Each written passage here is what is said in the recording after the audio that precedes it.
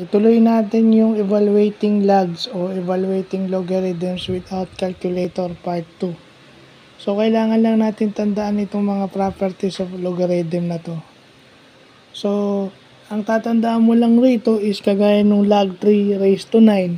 So, ano yung kailangan mong erase ano yung kailangang erase mo, ano yung kailangang exponent mo nakasama ng 3 para ang sagot 9.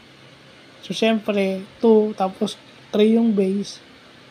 So, 3. So, ang sagot mo doon, 2. Ibig sabihin kasi nung log, yung log na to, yung exponent. So, ibig sabihin, pa naka-raise ka sa 1, any number raised to 1, 0.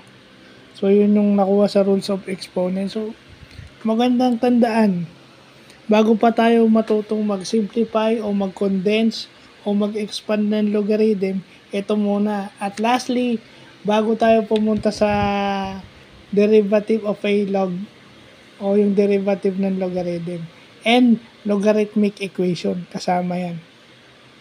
Kasi hindi naman mawawala yan, may exponential equation tsaka logarithmic, pero bago yon ito muna.